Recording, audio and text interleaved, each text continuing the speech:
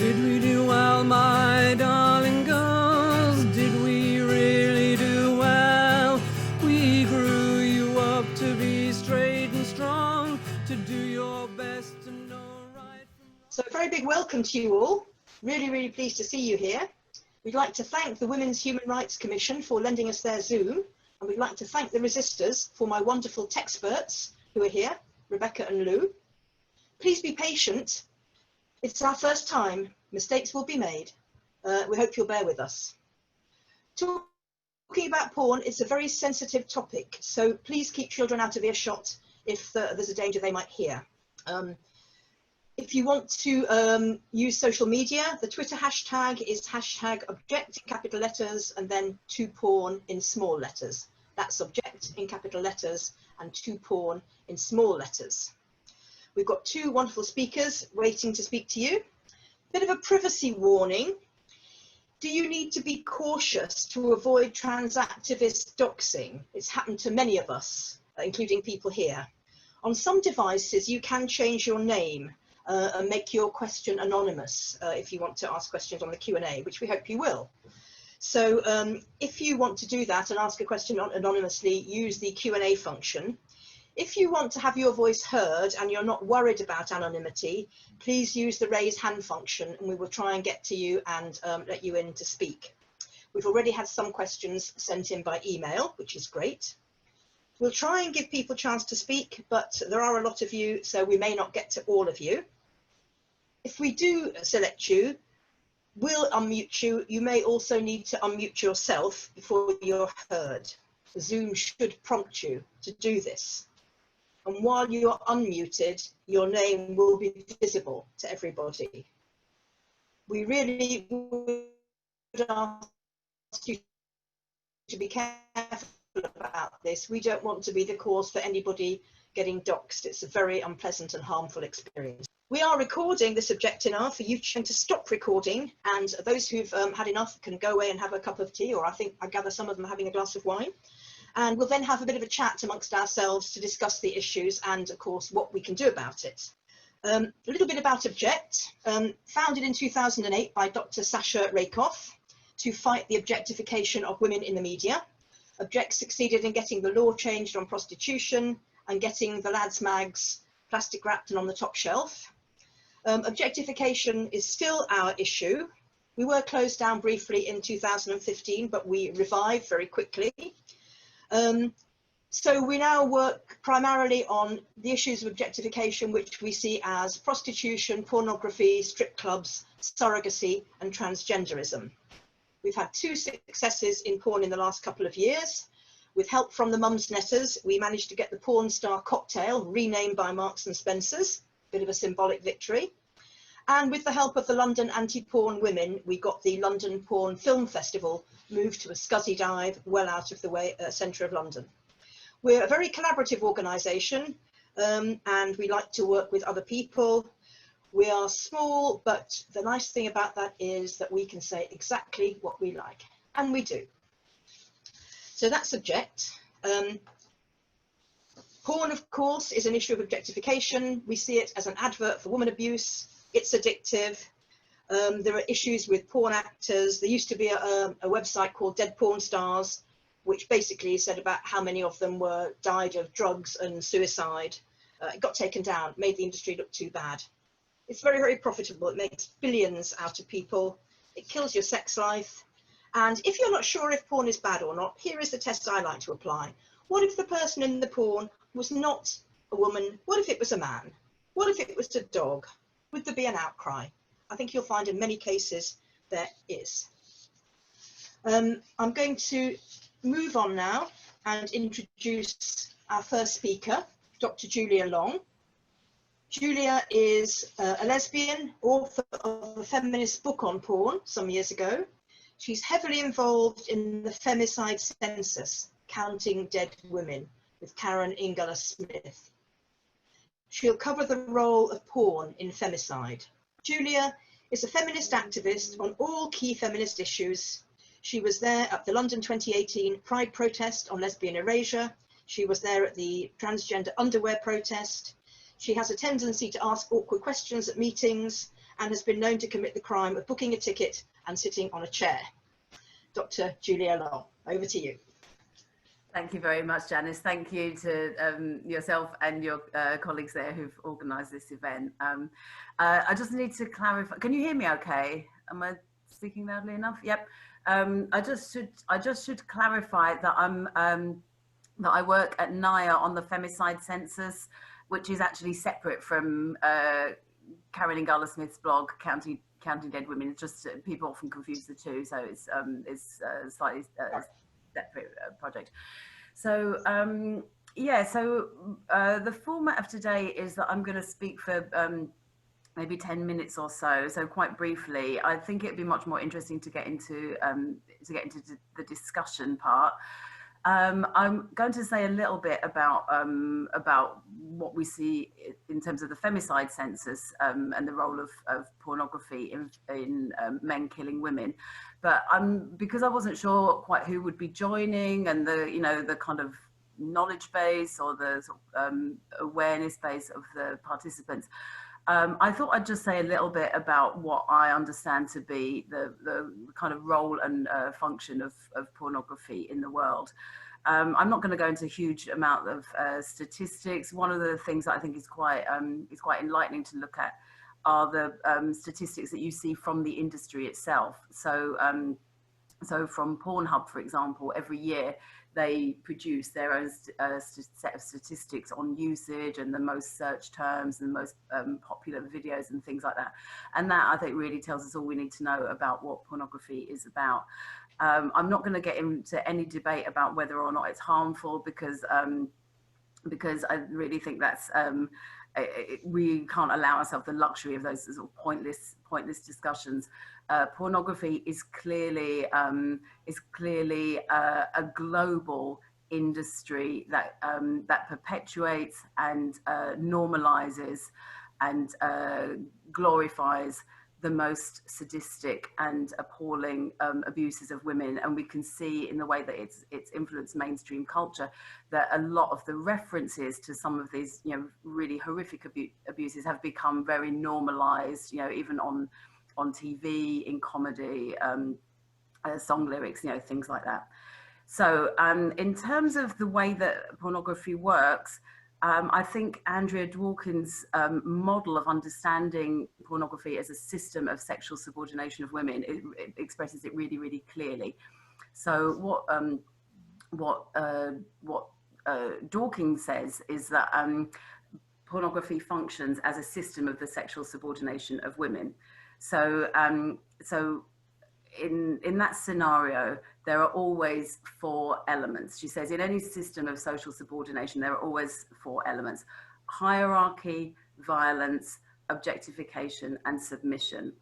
And so if we think about, I think this is what I used to do actually with students. If we look at things like, certain advertisements that draw on pornographic tropes, you can very easily analyze that image or that video through that lens of seeing exactly how the kind of formula, the very ritualized formula, sets up a system of hierarchy.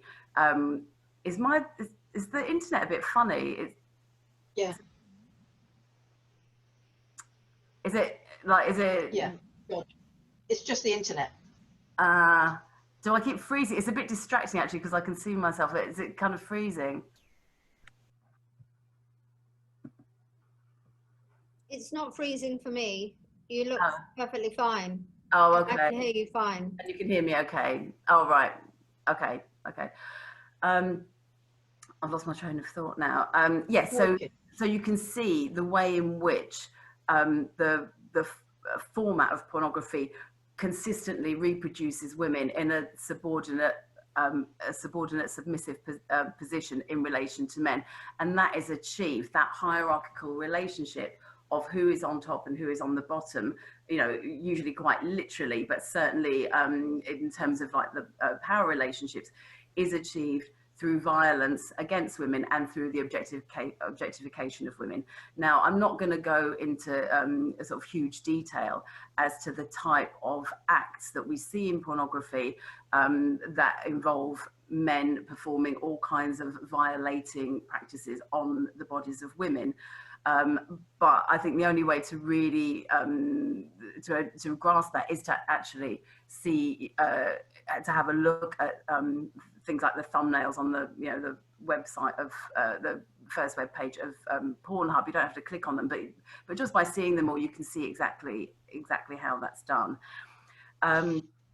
So I think in terms of the nature and extent of pornography, I know that Kathleen is going to be speaking more about the sort of technological developments, but what we've seen certainly from the 2000s onwards is a mass kind of normalization of pornography and the increasing technological accessibility and availability of pornography. If we think about the kind of categories of pornography, we can see that what they offer to the male viewer is a kind of catalogue of choice in relation to there's some drilling started. There's some drilling started just on the outside of the building, I think. They offer choice in terms of the nature of the kind of subordination that they want to view, which will include categories according to particular acts, such as gang rape and other violating acts. Often quite an array of racialized categories, such as ebony or Asian, age, and body parts as well. So particular pornography that focuses on particular body parts of women. So the fact, I think we have to be very sort of cognizant of the fact that this all happens in a thoroughly unremarkable way. This is, we know from research by Gail Dines and others that this sort of globally accessible and available sort of set of communications is happening. I was going to say like hidden in plain sight, but it's not even hidden. It's totally happening in plain sight, and there are all kinds of endless justifications and rationalizations and even celebration of the notion that this ritualized abuse of women is a good thing, to the extent that probably a lot of us will have seen just quite recently the banning of, I believe it's called a subreddit on the Reddit social media platform, that a gender critical subreddit has been banned, but a whole wealth of really grim and absolutely misogynist pornography remains completely untouched. So we find ourselves in this rather bizarre situation where increasingly for women who are politically active in terms of feminist politics, that we are increasingly our voices are being removed in terms of the public domain, in terms of the online domain, simply for naming men as men and naming women as women. That now is becoming unspeakable. So to name what pornography is doing is in fact becoming unspeakable, because the words at our disposal are getting us removed from public platforms. But at the same time, the actual content of pornography is proliferating in ways that I think even to Andrea Dworkin may or may not have been quite unimaginable back when she was writing. Obviously, we're seeing effects of this in terms of the kinds of sexual practices that women are expected to endure. We probably, again, most of us would have seen recently in the domestic abuse bill that they've now included it's a bit more complicated than this, but basically the banning of the rough sex defense as a defense that gets used by men in femicide cases, where men claim that he killed the woman as a result of her consensual sexual activity. It's not quite as straightforward as banning, but at least it is in there.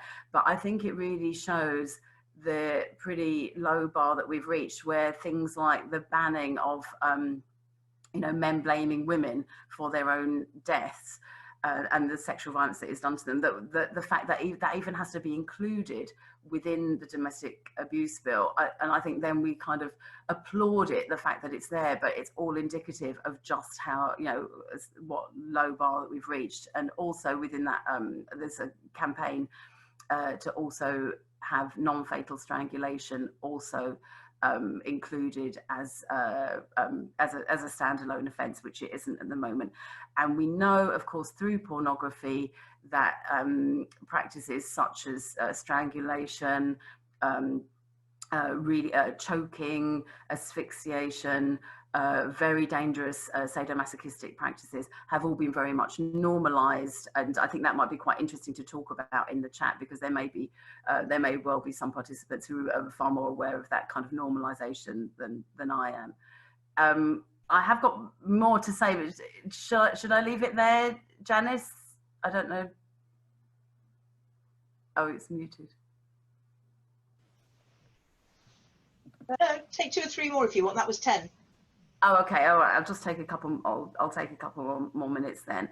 I suppose I haven't actually said too much about the relationship of and the role of pornography in the femicide cases, but it is something that we have definitely seen, and we'll be producing the 10-year femicide report, a very big report on femicide in the UK over the last 10 years. That report is going to be launched later this year. So you'll see there some of the findings in relation to men's use of pornography. But there have been quite a number of cases now where men have been using pornography directly in relation to the killing of the victim. So so we can talk about the different impacts and effects and the way that pornography functions, and I think we do need to remember not only the women whose bodies are routinely and really terribly abused within the industry, but also how those kind of male fantasies that are shared in pornography, how then they also play out in the lives and deaths of women out beyond the pornosphere in which they're produced. But I want to just maybe think a little bit in the last couple of minutes before we go on to the discussion about what we do about all of this. And I do think, and I realise that this might be a bit controversial for some participants, but I think for those of us who have been involved now, the past 10 years or so, both in issues around the sex industry and also transgenderism, that things are getting worse and worse, and increasingly I think we can find ourselves always in a kind of response mode where there is, it seems to me, there is absolutely no end to men's sadistic fantasies around women. It just seems to be infinite. And for me, I've reached a point where I don't want to continually be in response mode. I don't want to be having men and their pornographic sadistic fantasies dictating the terms of my life. So I personally am far more interested in what we women can do creatively to create what we want to see in the world and what the kind of lives that we want to live, rather than being constantly researching and uncovering and responding to like an absolutely infinite supply of horrors produced by pornographic men. So, but anyway, maybe we can talk a little bit about that a bit more in the chat. So. Great, thank you very much, Julia. Fascinating talk. I'm sure we share your sort of wish to protect ourselves from it. One thing that we all have to do as feminists is to protect ourselves and keep ourselves as well and happy as we can, because the nasty sexist world out there sure isn't going to do it for us. We've got one or two questions that have popped up.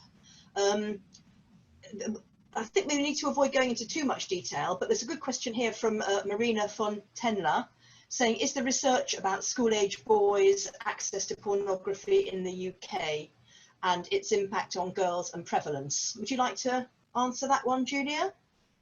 Sorry, what was you saying? Is there research Yes, there is, isn't there? Around it? Yes, I mean, I must admit now, because my focus is on femicide, there may be research that I'm not aware of. Yeah.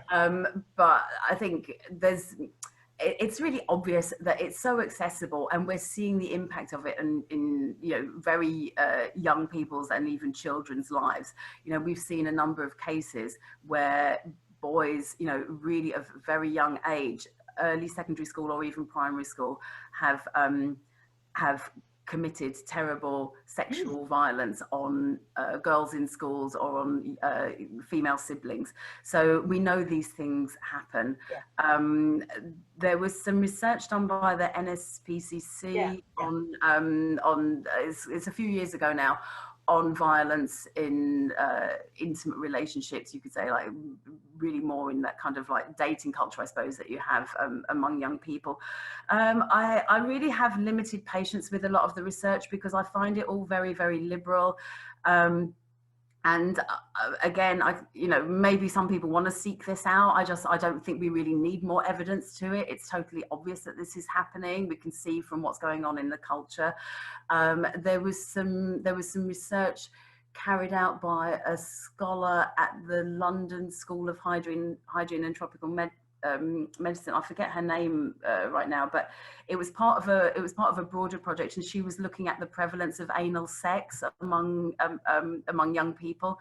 And what came out of that was exactly the same as what came out of a really great, large-scale survey about 20 years earlier called The Male in the Head, and that was that that both young women and young men were entering into relationships and into sexual relationships, both with the same assumption that what he wanted was what was going to happen. So there was the same in this research, the more recent one. What they found, again, we could have told them this, they didn't really need to research it, but what they found was that there was an expectation that anal sex was going to be painful, but that was what they were going to do anyway, because it was because it's become a kind of normal part of, or a normalized part of young people's kind of sexual repertoire. And the idea was that the boy, the young man, was going to enjoy it. So, you can find all these kind of studies, but I have to say, as I was saying earlier, I find that I lose patience with it because often it is so self-evident, and I really like the quote from Florence Kennedy, who was a really amazing woman from the early women's liberation movement. And she said that, if you've got a lorry on your neck, you don't send someone to the library to research lorries. You concentrate on getting the truck off of your neck. And that is rather my attitude to a lot of the research, a lot of which I don't think is really worth the time and the money that is spent on them, because we could just be researching this forever and ever and ever, but at what point does it actually change something? And that's, I think, what we're all interested in is the change. This might just be a moment to mention the key feminist organisations that work on porn. Apart from ourselves, of course, there's a huge resource on Gail Dine's Culture Reframed website, which we're hoping to get into the school's PSHE curriculum. It's a piece of work we're looking for help with. There is Not Buying It, they work on porn. Click Off, Joe Bart works on porn. CEASE is a huge and very well funded organisation. It is a feminist organisation in a way. It's funded by Christian money, so I always think things should be made clear. CEASE is a Christian funded organisation, and I believe Nordic Model Now might do some work on porn. So those are good places to look for more research. But as Julia says, we know it's pretty bad out there. I was at my local pub today and I heard about a young girl that my friends knew who had been twice assaulted in school. This is a young teen. And my question is, why was she back in school when she'd been sexually assaulted by a boy in school, and made several suicide attempts? Now that, to me, the word porn wasn't mentioned, but clearly there's a porn culture there.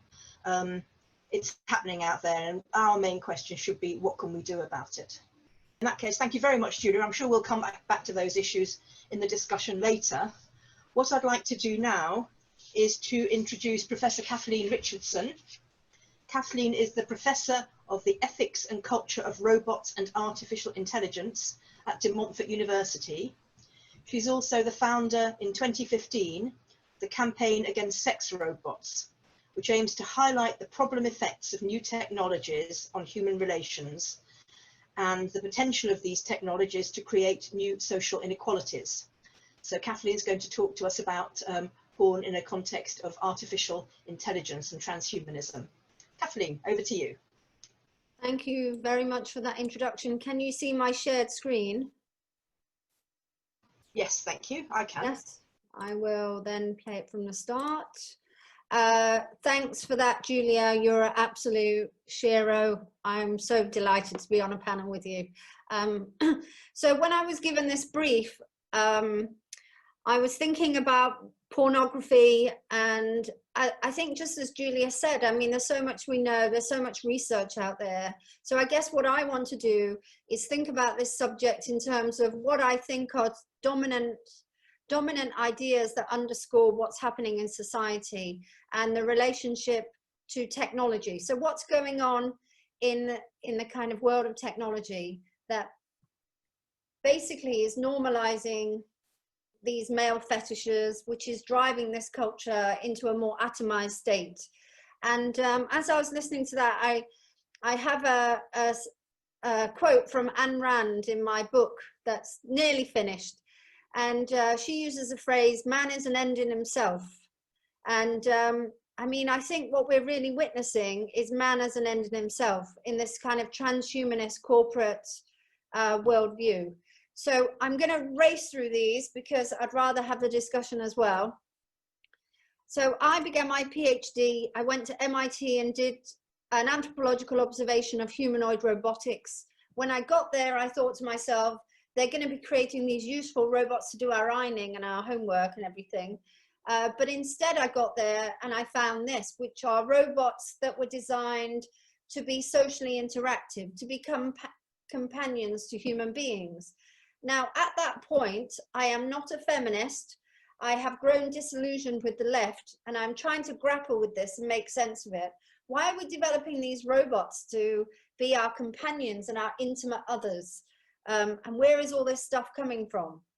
And obviously, every technological argument is associated with a narrative. So these narratives were all about aging communities, aging societies, disabled people, people with autism, those kind of thing. These robots would become inserted into these lives of people disconnected.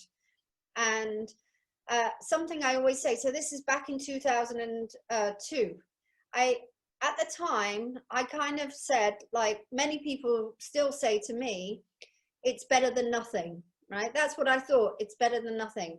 It took me a very long time to figure out why it's not better than nothing. In fact, it's the worst thing you can do for human beings, to deprive them of mutuality, contact, love. But I'm not going to go into that aspect of my work today. If people are interested in that, there's another talk in it.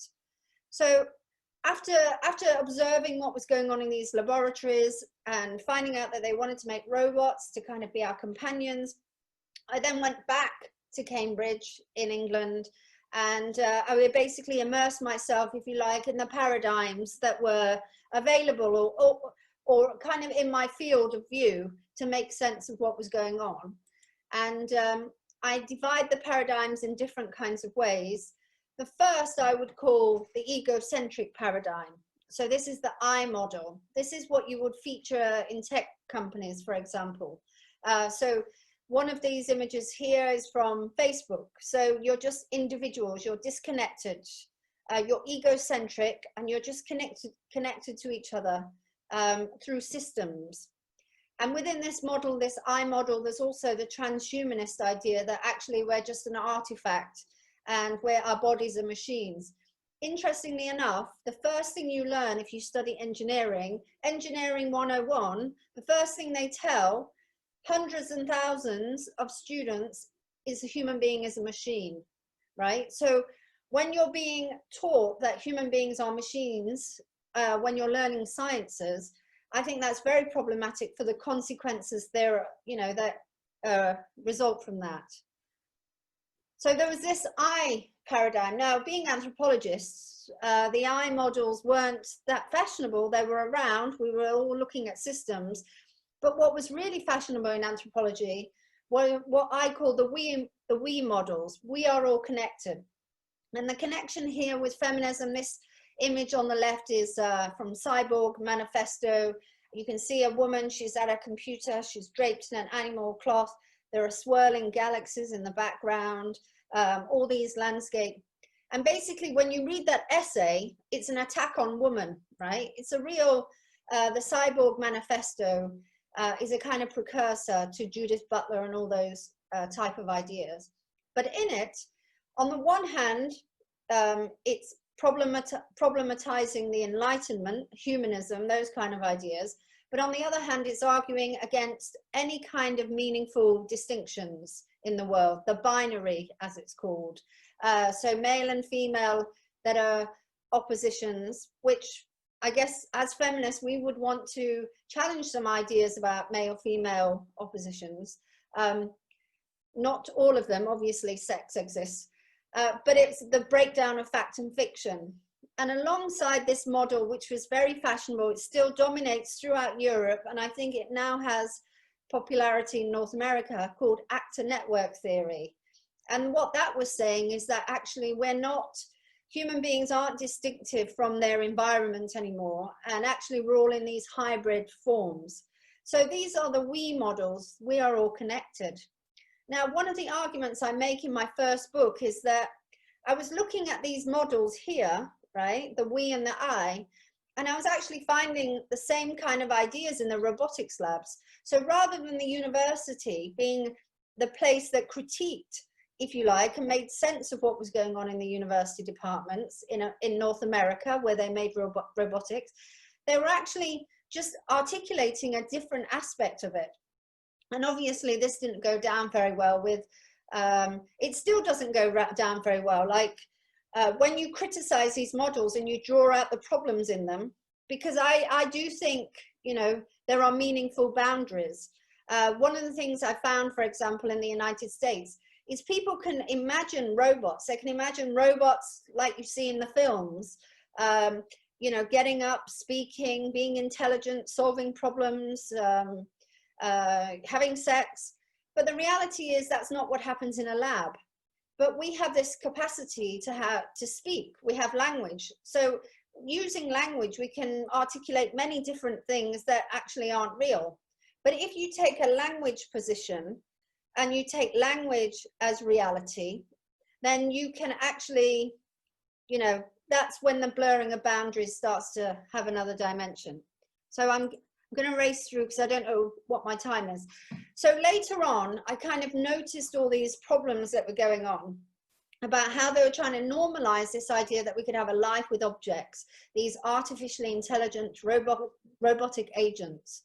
And then I started noticing it again around women.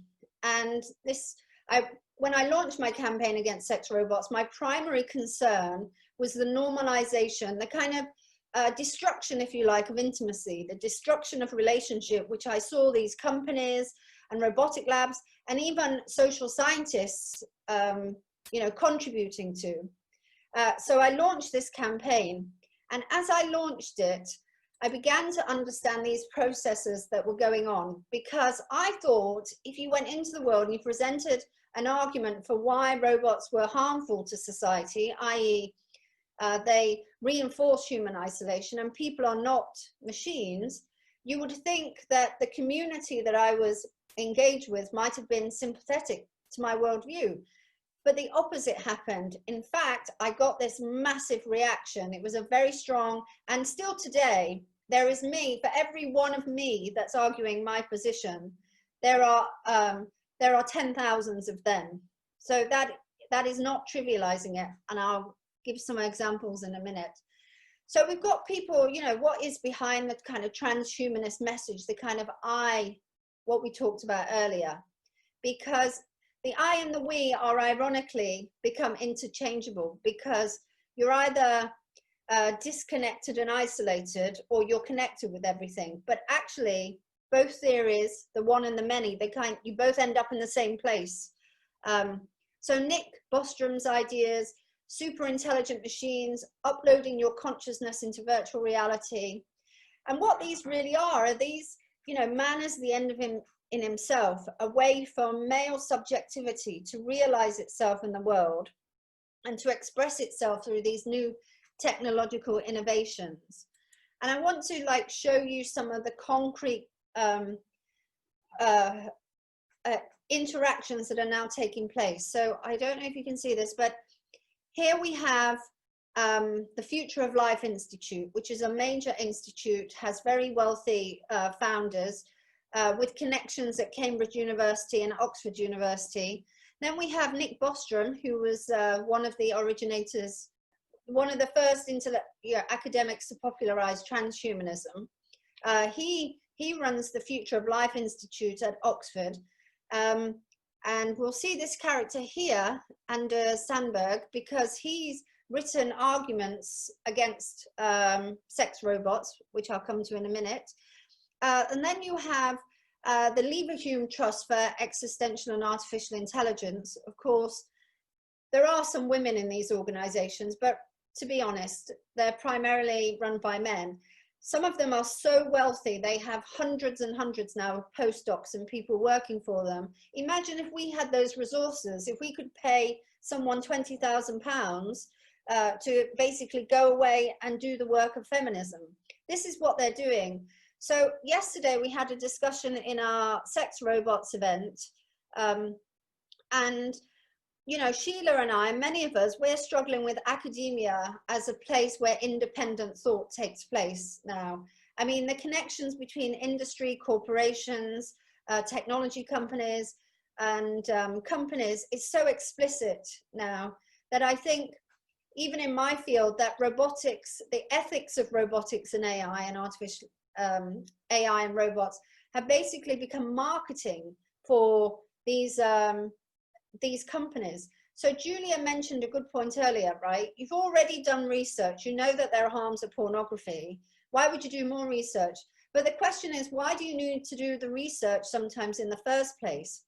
So one of the issues is because robots aren't widespread in society and they don't exist, then therefore the argument is you can't know their harms. And if you can't know their harms, what you have to do is you have to find out from people whether they think they'll be harmful, and then keep introducing them.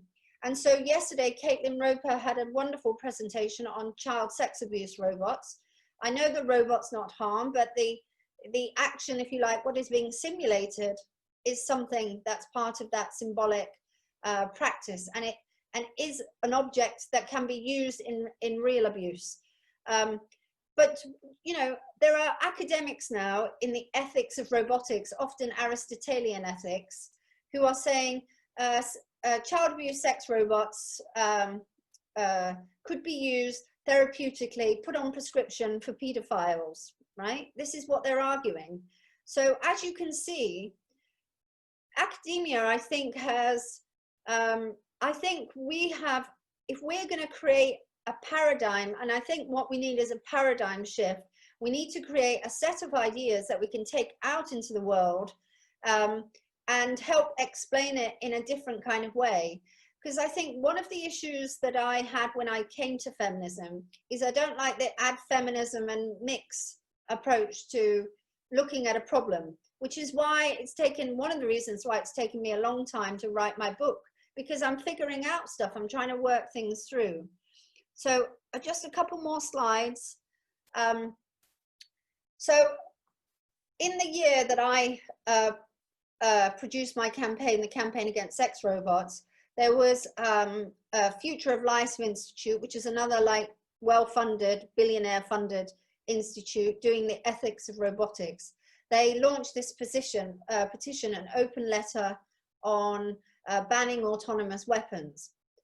And what was interesting, nearly everyone in my field rushed to sign that letter, because obviously killing robots that don't exist either, you know, and most of the time machines, military machines, are actually tested in the Middle East. They're not even tested in European or North American centers.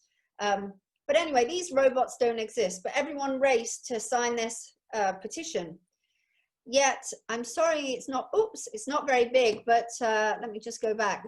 But anyway, the Anders Sanders, who I told you earlier, who works at the Oxford Future of Life Institute in Oxford, he wrote this, which is Sex and Death Among the Robots. I can send the link to people if they want to read it.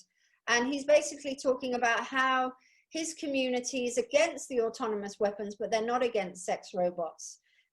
He says here, I did sign the Future of Life Institute's open letter to ban autonomous weapon. I would not sign a letter. So you've really got to understand like the motivations behind these organizations, what they're choosing, what they're selecting, how they're going about their interests. It's very systematic now. And I think university departments have become absolutely captured by this worldview. I mean, there's a lot of money in these organizations. Elon Musk, for example, donated, have I got that slide? I think it's in another one. They donated £1 million to the Future of Life Institute. So finally, I think I'm running out of time, so I'm going to race through. I was going to talk a bit about, obviously, some of, well, we'll come to that later. I do want to make this point, though. What I believe is going on is a breakdown in distinctions between people and property, right? So at the moment, we have this idea of natural human beings being distinct from property and protected from exploitation. Through women, through surrogacy, through IVF, through all these different technologies, they are basically the test bed for ushering in a new form of capitalism. And so within this, they have these corporations, and the left have formed an alliance because actually the left have always had this anti-state politics about their political strategies. I used to be in a very left-wing organization, so I know. So together, you've got this alliance between anarchists and corporations, even though they're not meant to be bedfellows, using their politics to be anti-state and ushering in this new kind of complete breakdown, this commercialization of informal, intimate relations between people. So I think that's ultimately the politics of what's going on. And obviously, when we become interchangeable with property again, man can truly be alone. And I will end it there. Man as an end in himself. Okay, thank you. Thank you very much, Kathleen. Bang on time. Thank you. Very, very interesting talk. I think we've got possibly 1 or 2 people waving their hands. Can the experts have we got someone to bring in?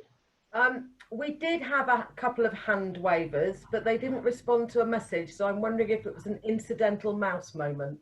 Okay, right. If anybody wanted to wave, please wave again. We've got some concerns about confidentiality. People say they've tried to change their name, but the messages are still coming up on the full name. And as the person says, maybe you need to have a different account for these in future. I don't want to be the instrument of putting somebody's identity out there. I want to just say something about the other half of the discussion. We did build this as a discussion about the links between porn and transgenderism, and we've had Julia's very graphic accounts of what we're fighting with and the fact that it's just horrible to keep wallowing in it. And we've had Kathleen taking us into the future with all the technology and the very impersonal, horrible agenda that has. I'd just like to point out that there is a big and growing porn trans genre. It's an ad for transgenderism effectively, and it's as misogynist and as violent as any other porn.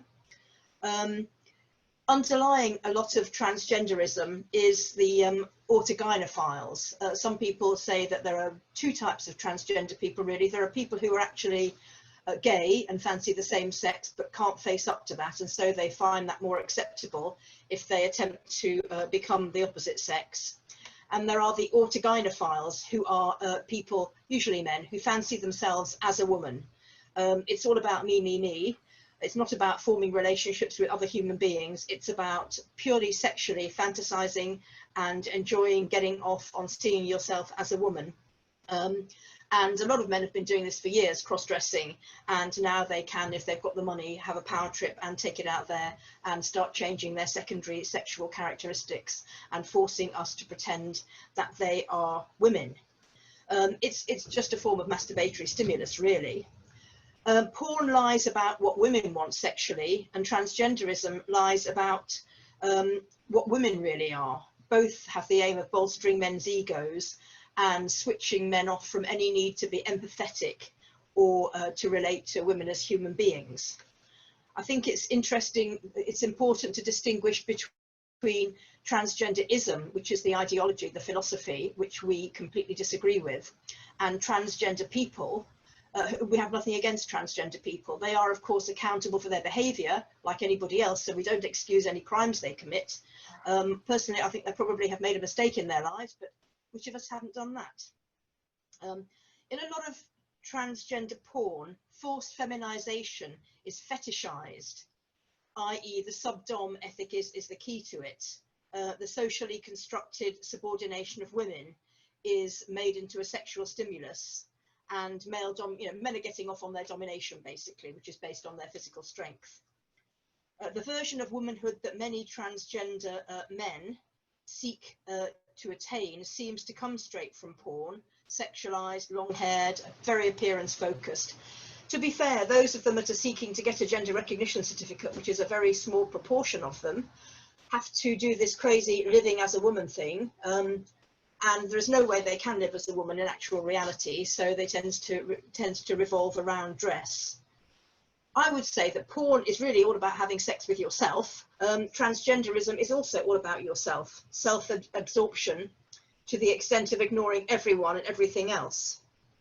Having sex with yourself is fine by me, but viewing hate images is not. And being self-obsessed is fine, but only up to the point. Where it becomes destructive is when you seek to make everybody else cooperate with your delusion. I just wanted to put that out there because I know it's a very sensitive subject, and we did say that we would include it, so people feel free to talk about it if you want to. In the meantime, I think we've got a question in the Q&A. I mean, oh. No, the question is Boston Dynamics involved in sex robots? They are the famous company making the dogs and human-like soldiers. Not that I know of. At the moment, they are just going with the autonomous robots for weapons. But there's certainly a lot of myths around the capabilities of some of these robots. So the idea that roboticists or labs can produce mechanical human beings is ridiculous. I mean, there's no artificial intelligence that has consciousness. It's a program, it's an algorithm that works on probability. And yet we talk about these things as though they really exist and they're changing the world.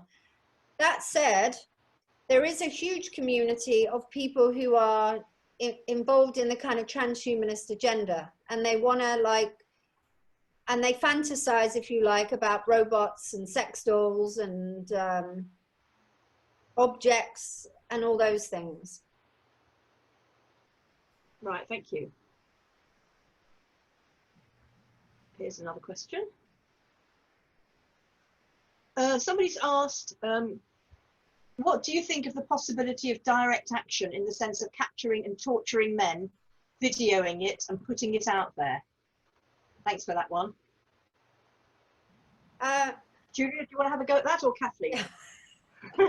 Julia's probably more expert. Julia, do you want to reply to that one? What was it about, capturing and torturing men? It's about revenge, isn't it? It's about, yeah. I have to say I have absolutely no interest in having any part in perpetrating acts that I find abhorrent, whoever's doing it. So I mean, I see sometimes, you know, women having these kind of revenge revenge fantasies or whatever, and I can understand it.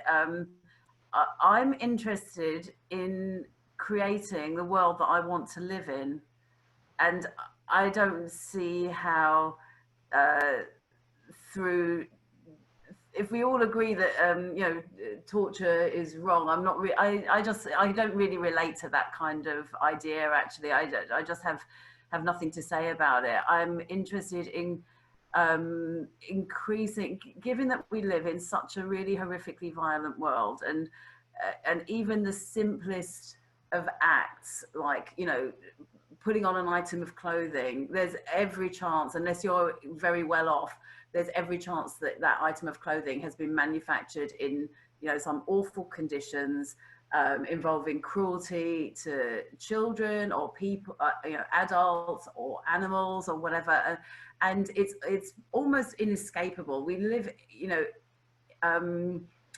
even if we think about something like, I don't know, like bedding, it's you know, full of down and feathers that was being ripped from animals' bodies in the, you know, from birds' bodies in the most horrific way, unless we really scrutinise every single thing that we do and have the means in which to avoid some of these cruelties. But we live in a world that is absolutely saturated in blood and cruelty, and I think that's why I really have less and less tolerance to endlessly look at and respond to that cruelty by men. I think I am very persuaded by Sonia Johnson's argument that as long as we continue in this response mode and we're thinking, oh, we want to change things, so we just need to do some more research, oh, we just need to do some more protests, and we need to have another march, and then, you know, at what point does it change?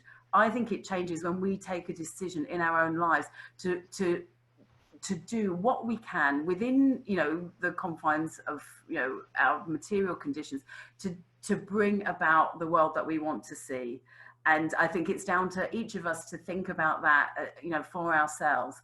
But I don't want to be continuously, you know, having heard Kathleen's presentation there about these absolute horrors, I also think that we contribute to building the very thing that we object to by endlessly seeing it as it has to be the focus of our lives, to endlessly talk about it and analyze it.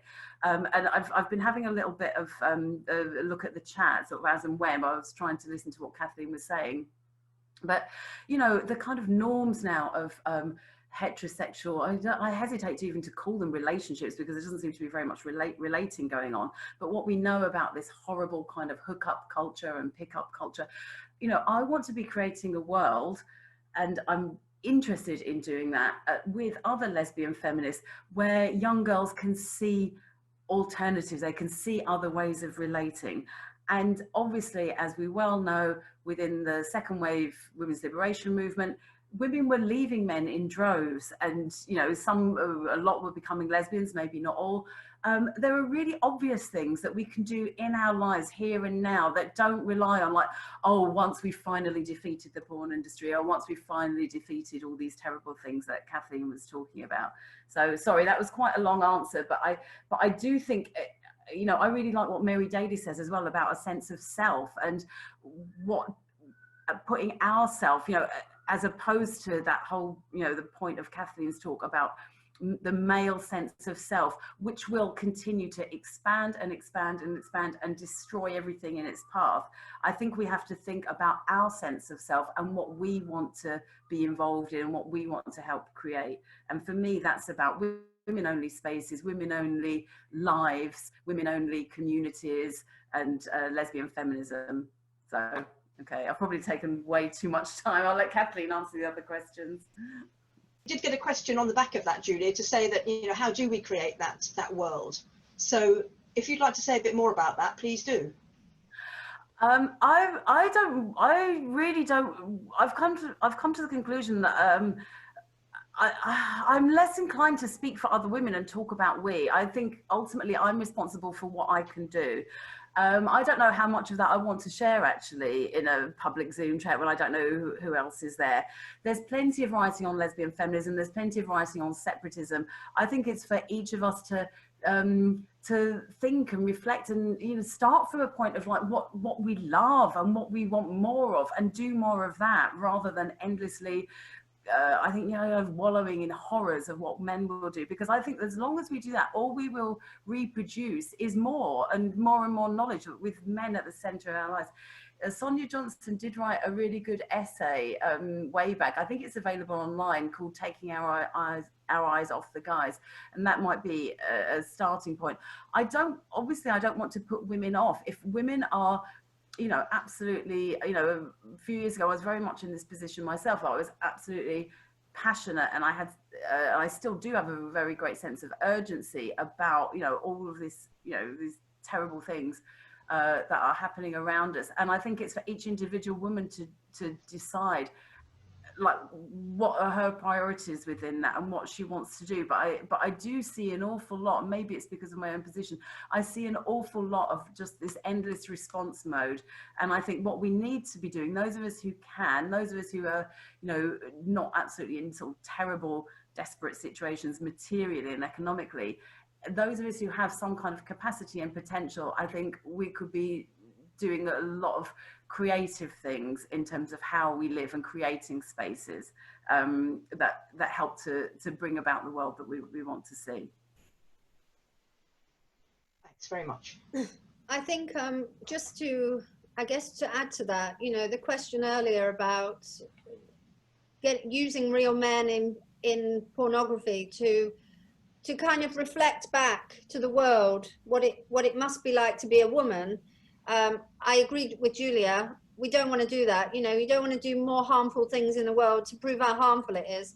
On the other hand, I mean, if people can write stories, there is this fantasy world, they could write stories.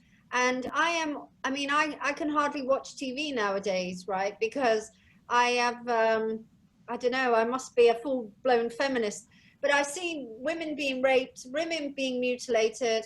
I was watching something on Netflix this morning. There was child abuse on it, so I had to turn it off. It was like a child was being hit, and you couldn't see them, but you could hear them screaming. And it's kind of like this culture just breeds itself through cultural symbols. So if people want to explore, reflect back to men the world, do it through art, do it through music or drama or something. I mean, that's a way to do it that's not going to harm people, but it could become a political tool. Can I say something? Oh, yes. Yeah, to pick up on some of the things that we've been talking about. One of the things that I noticed in the chat at one point was, you know, this idea of like expectations, or like, you know, boys or young men have these expectations, or girls are expected to, you know, to do X, Y, and Z. And it reminds me of something that I see quite often within the women's sector, within organisations that support women who are experiencing domestic violence, that there is often this kind of sense of inevitability about everything. You know, that there's a sense of inevitability that women will be, you know, will continue to be heterosexual, or that you know, that if, you know, there's a program called the Freedom Program, which is about I've only kind of you know, seen parts of it, but as I understand it, it's about women who have survived you know, abuse from one partner, then forming groups to go and sort of like a, not exactly training, but a kind of awareness raising sessions to be able to recognize the sign, you know, telltale signs of who's going to be abuser or who isn't. But that kind of program is premised on the idea that women are inevitably and always kind of heterosexual and will continue to be heterosexual. And I think in a lot of these comments and a lot of the ideas around pornography is this kind of inevitability that, you know, men will use porn, and unless we can change them, and good luck to anyone who wants to, you know, change men, I can think of much more enjoyable ways to spend my time. but also that women will continue to have relationships. Well, none of that is inevitable. It's not inevitable for women to be heterosexual. It's not inevitable for women to be in these positions where they're coerced into, you know, really awful violation of their bodies. And so I think it's that I want to get away from, because I see a lot of the discussions around pornography as being kind of, you know, quite reformist, or we need to change the law about this, or we need to change that. But actually we can change things far more fundamentally in our own lives. And I think as long as we keep that mindset of this inevitability of, I mean, another thing is the inevitability of like objectification.